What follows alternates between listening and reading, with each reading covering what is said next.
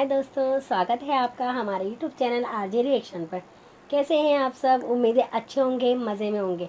मैं हूँ रेनू, मेरी दोस्त हैं। हेलो फ्रेंड्स, मैं हूँ ज्योति। तो गाइज़ अभी जो हम लोग वीडियो देखने वाले हैं वो बिहारी वुड चैनल से है। आप बिहारी वुड को भी जाके सब्सक्राइब कर सकते हो और वीडियोस को लाइक कर सकते हो। तो अभी हम लोग जो वीडियो देखने वाले खेसारी लाल यादव के मूवी से कॉमेडी सीन से, उसमें देखना है खेसारी लाल गाड़ी कैसे भगाते हैं, खेसारी लाल भगाते हैं कि उनकी आइटम भगाती है और किस तरह से भगाती है। तो ऐसे कुछ कॉमेडी है, सब बता दे तो फिर मज़े क्या होगी, है ना। तो वीडियो देखते हैं और वीडियो के साथ मज़े करते हैं। तो बातें थोड़ी कम करते हैं और वीडियोस देखते हैं। भाभी, भाभी, अरे बबुनी, कहीं जाता रुका? हाँ भाभी, बाजार घूमे। हे कपड़ा में काहे? का खराबी बा कपड़ा में? खराबी? अरे पूरा के पूरा इज्जत के बर्बादी है। हाँ? ये तोपत कम और दिखावत ज्यादा है यार। तो चिंता मत करे भाभी, अगर हम दिखावता नहीं ना तो बचावे के तरीका भी जानीला। इस शेरनी जैसन नाखून देखत बाड़ू ना, भौंके वाला कुत्तन के नोच ले का मुंह और का क्या?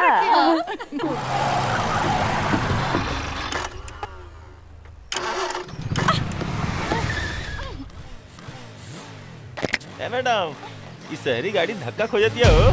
कहा था हमनी दोनों एक साथ धक्का लगा दिया जाओ।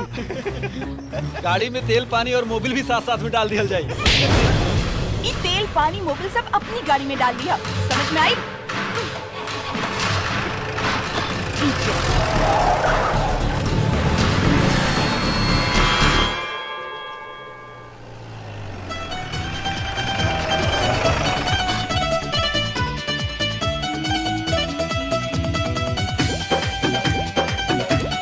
अरे केहू बा का गैरेज में? अरे केहू बा? केहू बा? कहाँ घुस गई निहारे? हेलो, अरे हटबू तब नु निकला। राम राम राम, आग तो हरिया गई। तू लेकिन चौकत का बारू, चौकत तो हमरा नहीं है। 2 मिनट पहिला बा। का मतलब? मतलब कुछ ना, का काम बा? गाड़ी खराब बा, बहुत झटका मारत बा। तो तुझे कर बा बैठा बा, त झटका ना मारी। का मन कुछ ना, कार्बोरेटर जाम हो गइल है। विदेशी गाड़ी है, बिहार के रोड पर चली तो गरमाइए न जाई। दा चाबी टड़ैया करे के पड़ी। तरैया? हाँ, टड़ैया मतलब ई चला के देखे के पड़ी कि कौन ढीला बा, कौन टाइट बा। दा आवा। Don't touch me. अंग्रेजी। भाई तनिका के समझावा लो कि छुआला से लइका ना रहेला। जा जल्दी। अरे उस्ताद, हां कहवा? तनी टरैया मारवा के आवत तनी।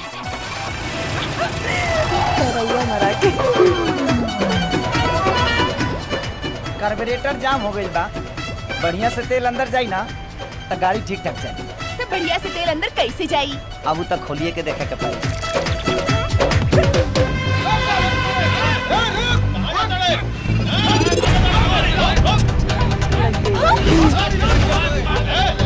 Oh shit!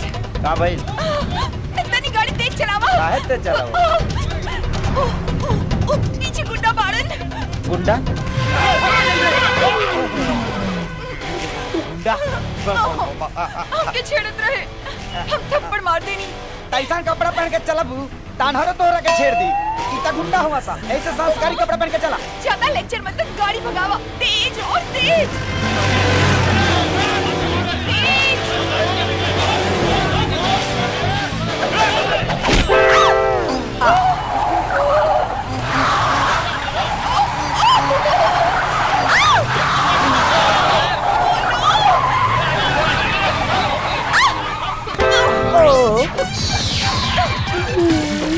का भाई इनका के तो छुला से लइका रहत ला।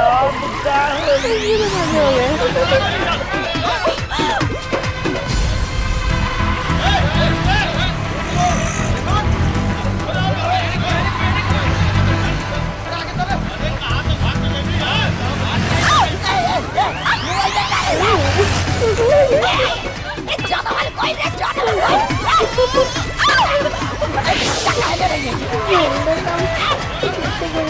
जंप कर लिया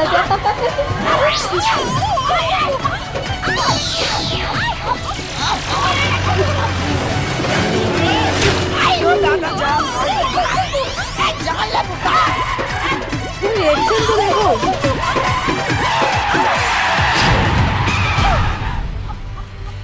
ओह नो, गाड़ी कैसे जाई?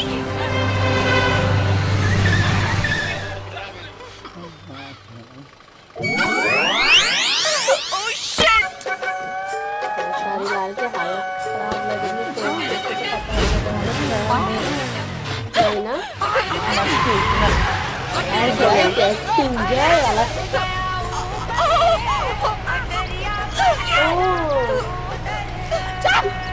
वाला ये बहुत ही परेशान।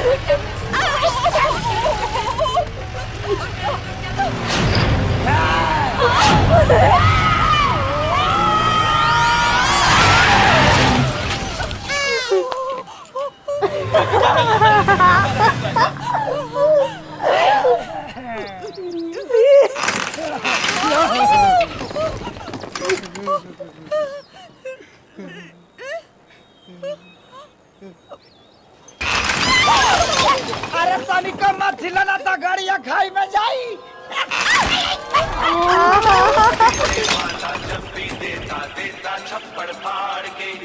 अरे यार तो राजियो वाले चप्पल फाड़ के मिल गया। सारी लाल को तो मिल गया। हमारे के नहीं की चाहत, हमके मत छोड़ियो। हाँ तो हम का सुसाइड नोट घरे लिख के आइल बनी। हम अब मरे के नहीं चाहत रे दादा। हाँ। कुछ करा। हे भगवान ये जगल में का करी। बिल्कुल मत हिलिया, हम उठावता नहीं, तू ना।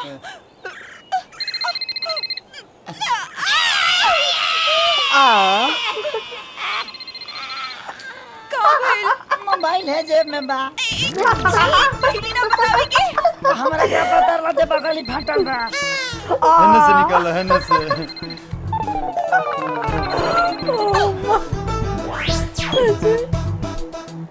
हेलो। का उस्ताद आवाज बदल के बोला तारा। कहीं छमिया गोद में तो नहीं बैठ गई। इडियट। हमरा पता नहीं क्या बात करत बा। हमरा का जा। हेलो। हाँ उस्ताद। अरे शरीर अटकल बा या गाड़ी लटकल बा, करें लेके आजे बाबू। का खाई करें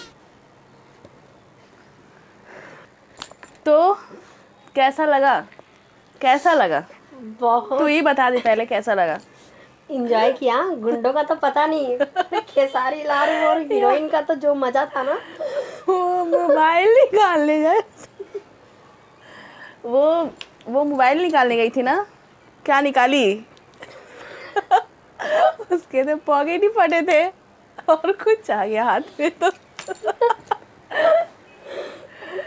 तो मुझे तो ये वीडियो बहुत अच्छी लगी, कॉमेडी बहुत अच्छी लगी, लेकिन कुछ भी हो बहुत ज़्यादा टू मच दिखाया इसने।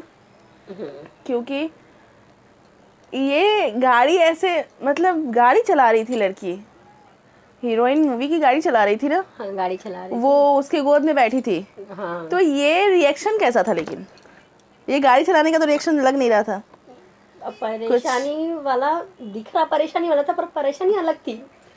लेकिन वो गाड़ी चलाने का रिएक्शन नहीं था ना। लड़की अरे हाँ। हीरो के फेस का रंग चेंज हो रहा है, जो भी हो रहा है समझ में आ रहा है। हाँ।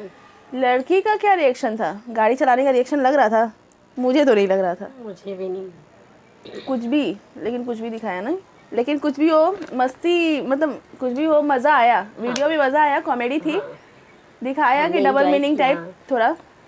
और बाय द वे मैंने ये मूवी देखी नहीं है एक्चुअली, मैंने फर्स्ट टाइम ये वीडियो देखा। मैंने तो कॉमेडी वाइज मुझे बहुत अच्छी लगी। और हाँ, खेसारी लाल के मजे थे स्टार्टिंग से लेके एंड तक। और वैसे खेसारी लाल के ना हर मूवी मुझे बहुत पसंद है। रोमांटिक सीन हो या कॉमेडी सीन हो, बहुत अच्छा लगता है। बहुत ही ज़्यादा अच्छी एक्टिंग करते हो। तो मुझे अच्छा लगा, मज़ा आया। तो आप अपना बताना, तुझे मज़ा आया? बहुत एंजॉय किया मैंने। तो आप अपना बताना कि आप कितना एंजॉय किए और कितना अच्छा लगा आपको हमारा वीडियो। तो कमेंट बॉक्स में ज़रूर बताना। प्लीज़ कमेंट बढ़ाइए, लाइक्स बढ़ाइए। सब्सक्राइब नहीं किए हो तो प्लीज़ सब्सक्राइब कीजिए। कुछ लगता थोड़ी ना है सब्सक्राइब करने में, वीडियो देखते हो, एक बटन दबाना है और बेल आइकन को प्लीज़ ज़रूर प्रेस कर लीजिए, क्योंकि इससे हमारी नोटिफिकेशन वीडियो की सबसे पहले आप तक पहुंचेगी। तो वीडियो देखिए, एंजॉय कीजिए, खुश रहिए और अपने मिलते हैं नेक्स्ट वीडियो में। तब तक के लिए बाय बाय।